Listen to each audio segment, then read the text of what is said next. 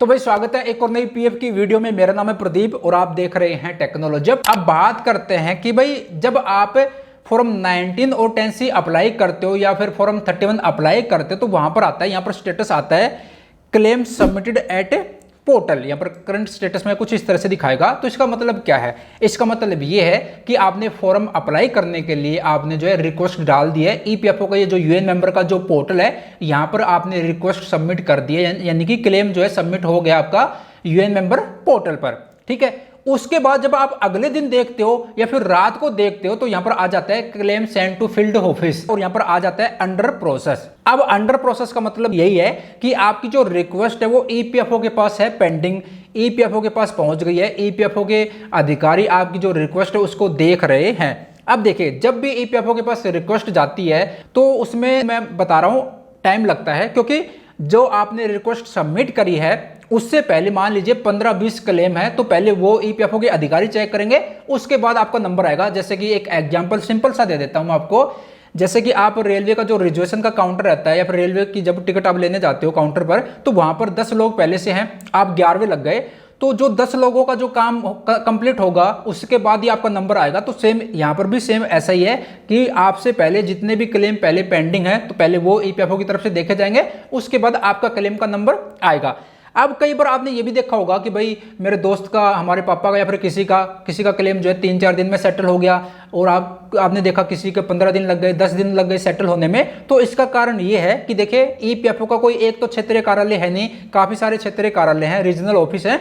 तो ये डिपेंड करता है कि आपका जो पीएफ अकाउंट है वो ईपीएफओ के कौन से पीएफ ऑफिस में है। अगर वहां पर कम क्लेम पेंडिंग है तो आपका क्लेम जल्दी सेटल हो जाएगा, और पहले से वहां पर ज्यादा क्लेम पेंडिंग है तो फिर आपका क्लेम जो है सेटल होने में टाइम लगेगा। या फिर हो सकता है कि वहां पर कोई जो अधिकारी है वो क्लेम देखता है वो छुट्टी पे चल रहा हो, ऐसा भी हो सकता है। वहां पर कुछ टेक्निकल प्रॉब्लम चल रही है तो ये भी हो सकता है। अब एक और एग्जाम्पल मैं आपको दे देता हूँ। मान लीजिए एक रेलवे के 2 रिजर्वेशन काउंटर है, एक रेवाड़ी में है एक दिल्ली में। तो रेवाड़ी का जो रिजर्वेशन काउंटर है वहां पर 10 लोग लाइन में लग रहे हैं, 11वें आप हो तो आपका 15-20 मिनट में 1 घंटे में नंबर आ जाएगा। जो दिल्ली काउंटर है वहां पर जो है 2 ही लोग आपसे पहले लगे हुए हैं, तीसरे आप हो तो वहां पर 5 मिनट में आपका जल्दी नंबर आ जाएगा, 5 मिनट में नंबर आ जाएगा। तो सेम यहाँ पर भी यही सिस्टम रहता है कि अगर आपका जो क्लेम गया है, पहले तो देखा जाता है कौन से पीएफ ऑफिस में गया है और वहां पर कितने क्लेम पेंडिंग है।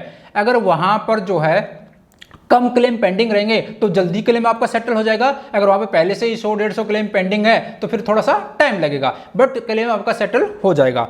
अब आपके मन में यह भी सवाल आ रहा होगा कि प्रदीप भाई कुछ तो टाइम फ्रेम होगा ना, इसके ऊपर भी बात करेंगे, बट उससे पहले यहां पर मैं आपको बता दूं तो अंडर प्रोसेस का मतलब आपको समझ गए कि भाई आपकी जो रिक्वेस्ट है, आपकी जो क्लेम का जो फॉर्म है वो ईपीएफओ के पास चला गया है, ईपीएफओ के पास आपकी रिक्वेस्ट पहुंच गई है। अब आपको वेट करना है, प्रतीक्षा करनी है।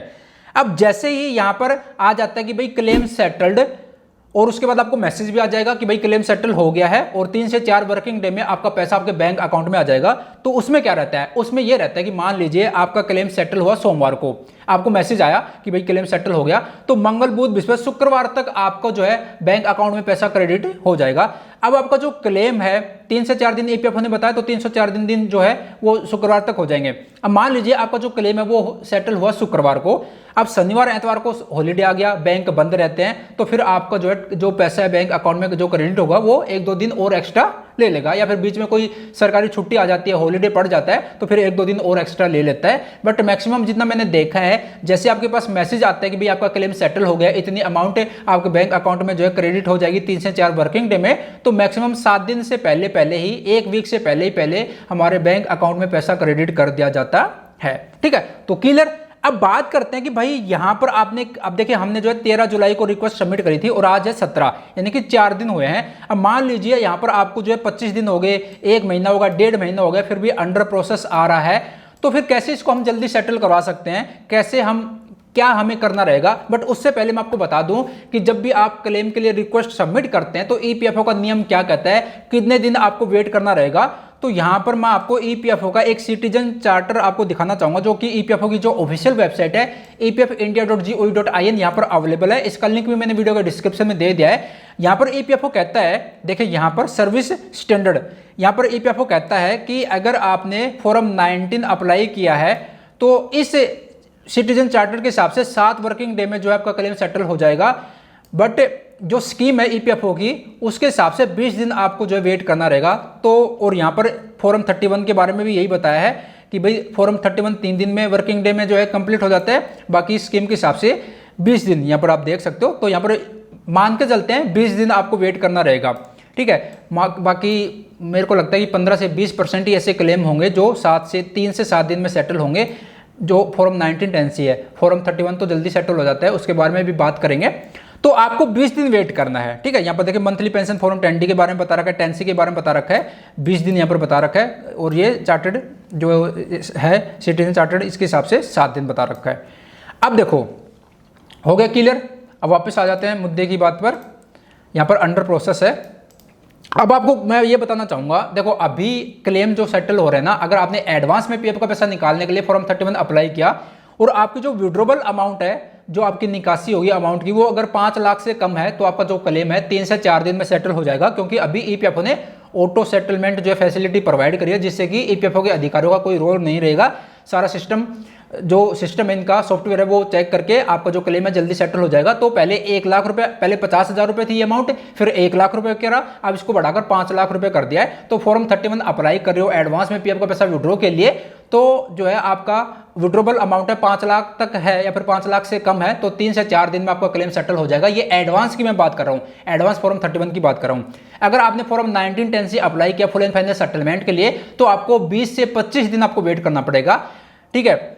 तो मैक्सिमम आप 25 दिन वेट कीजिए। अगर आपका जो क्लेम है आपने सबमिट किया और 25 दिन कंप्लीट हो गए हैं, फिर भी अंडर प्रोसेस आ रहा है, तो फिर आपको क्या करना है, सिंपल ईपीएफओ का ये जो ग्रीवेंस का पोर्टल है, यहां पर मैं आपको दिखाना चाहूंगा, epfigms.gov.in, इसको ओपन कीजिएगा और यहां से आप ग्रीवेंस डाल दीजिए। यहां पर रजिस्टर्ड ग्रीवेंस का ऑप्शन है, इस पर क्लिक कीजिए और यहां पर पीएफ मेंबर, और यहां पर आप क्लेम आईडी है तो यस कीजिए, अदरवाइज नो करके यहाँ पर यूएन नंबर मेंशन करके, ये सिक्योरिटी कोड यहाँ पर मेंशन करके गेट डिटेल्स के ऑप्शन पर प्रेस करेंगे तो डिटेल आ जाएगी। यहाँ पर ग्रीवेंस डालिए और ईपीएफओ जब ग्रीवेंस डालेंगे तो कैटेगरी आएगी, वहाँ पर पीएफ सेटलमेंट का ऑप्शन आप सेलेक्ट कीजिए और ईपीएफओ को बताइए कि मैंने जो है पीएफ का पैसा निकालने के लिए इस डेट को अप्लाई किया था और 25 दिन से भी ज़्यादा हो गए हैं, अभी तक मेरा जो क्लेम है वो अंडर प्रोसेस है। और ये जो है ना, इसका स्क्रीनशॉट भी आप अटैच कर दीजिएगा, इसका स्क्रीनशॉट अटैच कर दिए, जिससे कि उनके अधिकारी देखे तो उनका लगे कि हाँ, उनको पता चले कि हाँ यार ये भाई सही कह रहे, इसका क्लेम काफ़ी दिन हो गए, 25 दिन से ज़्यादा हो गए, सेटल अभी तक नहीं हुआ है। तो फिर अगले 4 से 5 दिन या फिर मैक्सिमम 1 हफ्ते में आपको रिजल्ट मिल जाएगा 100%। मैं डंके की चोट पे कह रहा हूँ, तो ये आपको काम करना है। बट फॉर्म 31 या फिर फॉर्म 1910C अप्लाई कर रहे हो, फिर monthly pension form 10D apply कर रहे हो, तो 25 दिन आप वेट कीजिए।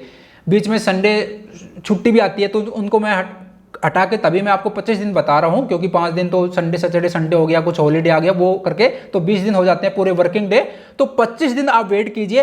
25 दिन के बाद भी अंडर प्रोसेस आ रहा है तो फिर आप जो है ईपीएफओ में ग्रीवेंस डाल दीजिए, आपका 7 दिन के अंदर अंदर आपको रिप्लाई मिल जाएगा। तो ये वीडियो थी, आपको बताना था क्लेम के बारे में। मिलते जल्द एक और नई जानकारी के साथ।